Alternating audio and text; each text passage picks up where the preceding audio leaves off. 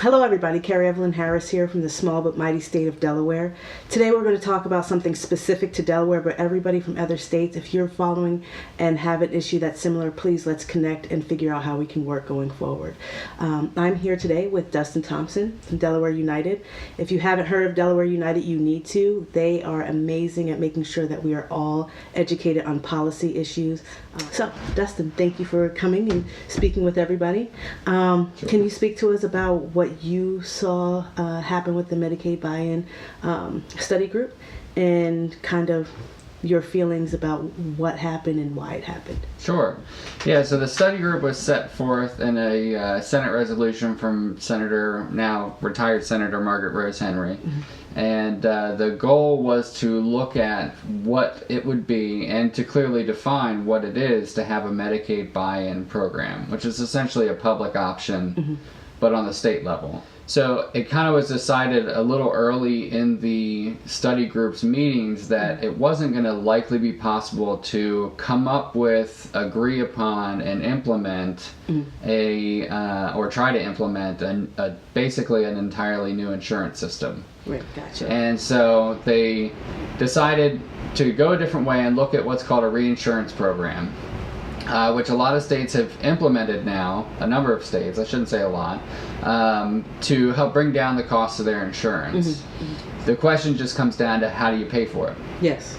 And that was kind of the last quarter of the meetings, was they talked about really honing in on that reinsurance program, how they could implement it, what was needed to be done, how much is it going to cost, and how do we pay for it. Right. And what the study group is now going to be recommending to the legislature was the individual mandate. Okay. So last year the federal government got rid of the individual mandate. So Delawareans paid over $8 million for not being able to afford insurance, or outright refusing last year. So they want to take that money and use that for the reinsurance program. Mm-hmm. So again, framing I think is important.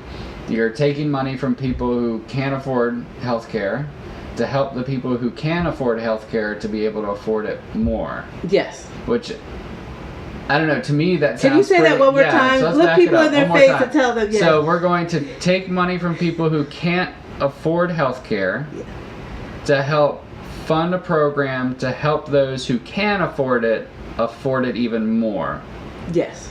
Does that make sense? I mean, I know that doesn't make sense. It makes sense, but like you said, but it doesn't make sense. So that's what we're right. That's what we're going to be recommending in January. Yes. And there are other options for funding. So there's really some major glitches in the idea of the mandate, and I am very much against it, and we'll be organizing against the mandate.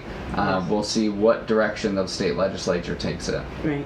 This addresses so many issues in our society, and this is something that can reach across party lines, because we need to find another way. We know we can find another way, but it takes voices, multiple voices, speaking in unison, saying, we want to make sure all of us raise up together, that we all should have health care that is affordable and not simply accessible.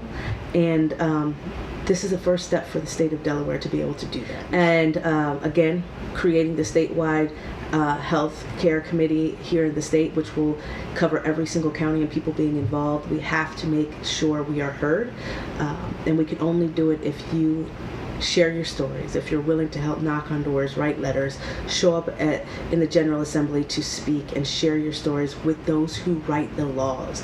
Let them know that you are not okay burdening the less fortunate, so that perhaps you can get ahead. Or if you are part of those like myself and even Dustin, who just by the blessings that we have from our extended family are able to just barely squeak past those levels, we need you to show up.